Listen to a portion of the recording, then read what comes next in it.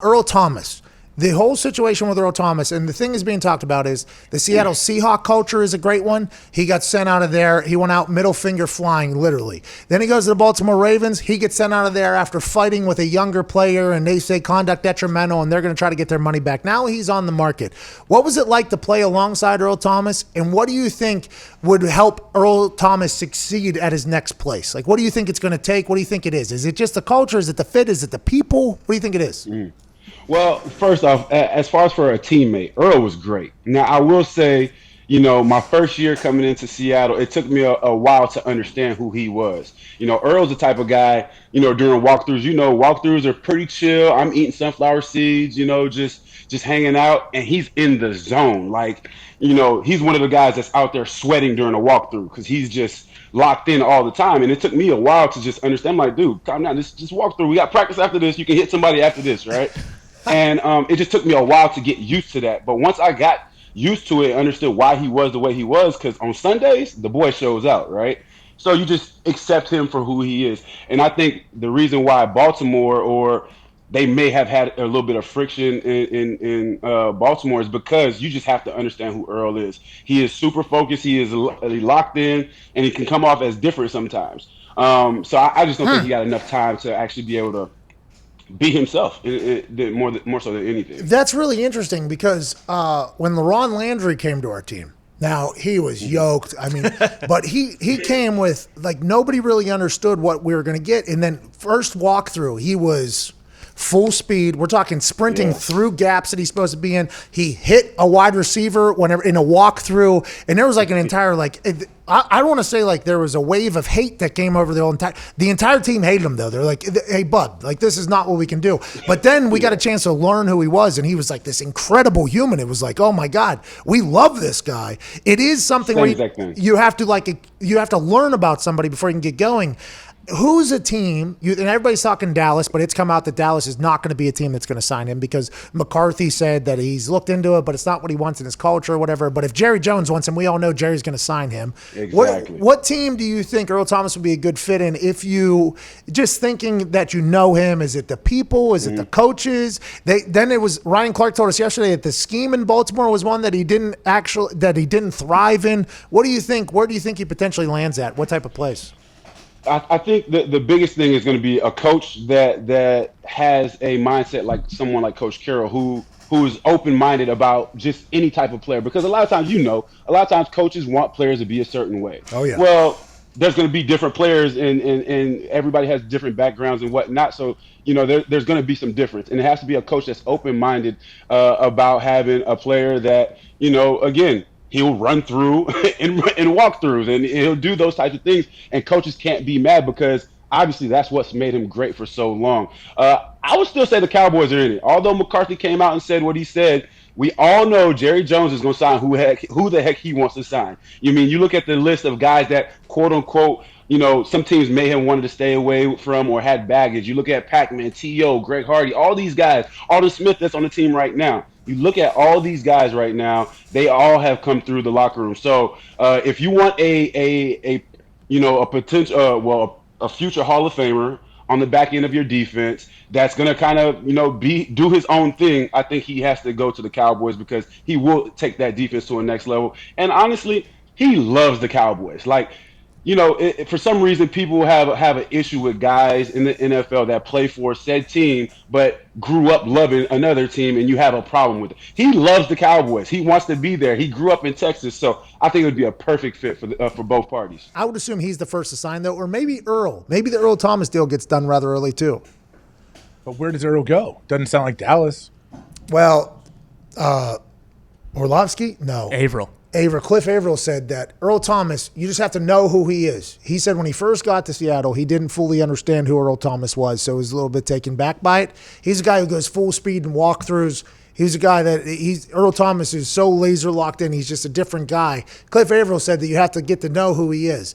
Mike McCarthy has come out and basically said, nah, but everybody knows down in Dallas, Jerry Jones calls those shots down there. What do you say? Yeah, and Jerry, I guess, went on the radio today and talking about that rap sheet tweet. He said he doesn't know what he's talking about. He has no idea what what he's talking about, Jerry Jones, on the report that the Cowboys and Earl Thomas story is over. And Ian Rappaport, obviously came out. I wonder who he heard that from. Maybe McCarthy. Maybe he heard it from McCarthy's people, because McCarthy, everybody has thought that he wouldn't want that in the locker room, or right now to be an extra obstacle for him, because he's potentially a personality. I mean, you see what happened in Seattle. You saw what happened in Baltimore. The senior player council voted him out. McCarthy probably doesn't want any part of that. And people say he's tight with Schneider too, as Seattle. McCarthy is.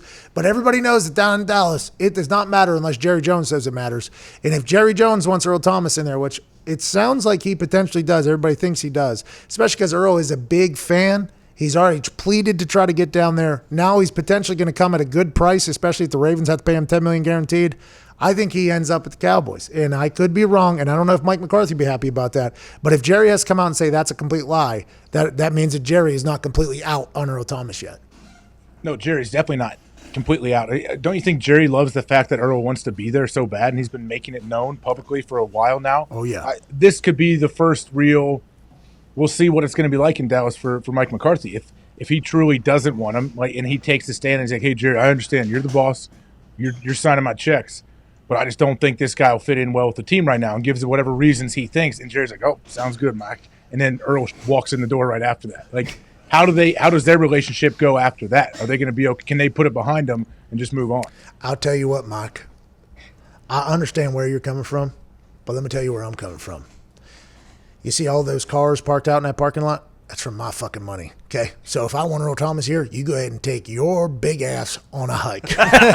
What if that's what Jerry says? Because didn't Mike McCarthy say in that press conference, the debut press conference, that him and Jerry and everybody had a great time? They had a great time. I don't know what that means. I would like to know what that means. I hope they dive into that a little bit later. But I wonder, while that great time was happening, if Mike McCarthy said, hey, Bill Parcells said it was you were making decisions that Bill Parcells didn't want to happen. Jason Garrett has been alleged that you're making decisions that Jason Garrett doesn't want to. I wonder if Mike McCarthy said, hey, there's a little bit of a reputation that you do not care what your coach thinks about anything. Is that true? And Jerry goes, oh, don't you worry about that.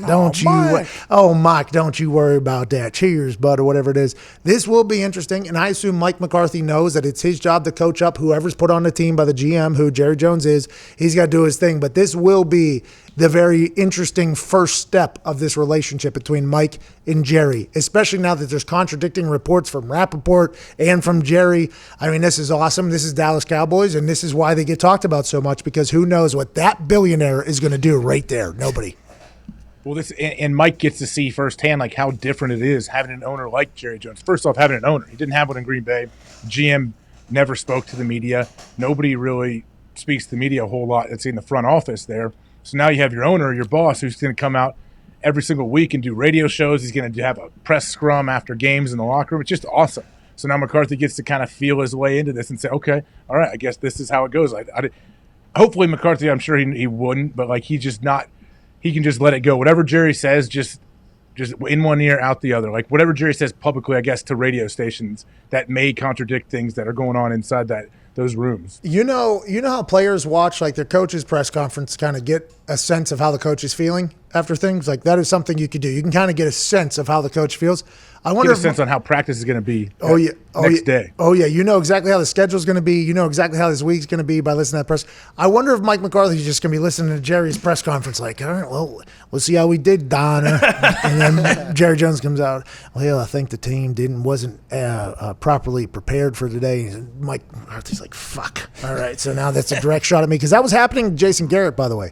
Jason Garrett would be learning things, I assume, about himself via these press conferences, and that happens nowhere else. Immediately after the game, Jerry has 30 people around him, and he is just like a fire hose, just letting everything out. And it is awesome. I love it as a fan. I love it as somebody that has to talk. But you can see how Mike McCarthy, who's never had to deal with that, could potentially have a little bit of worry about how that whole thing's going to go. Well, I think I love it. You love it. The players probably don't mind that Jerry usually stands up for his guys as well. The only person that doesn't like this is whoever the head coach for the Dallas Cowboys is. When you know you have to learn stuff from the owner through the media, and you're like, okay, I'm already sitting here as a head coach. I'm worried about what every player in that locker room says to the media. I don't want them to have to say anything stupid that other players have to answer for. And then, oh, by the way, actually, the guy who signed everybody's checks, that's the guy I'm worried about most, what he's going to say. Like if you're the head coach of the Cowboys. Yeah, I just got to sit back. Mike McCarthy just has to sit back and enjoy the ride and coach whoever they have, but don't coach too good, especially while office hours are happening, because there's businesses that surround the practice field. So you can't do too much. I mean, that place is electric, to say the least. Absolutely electric.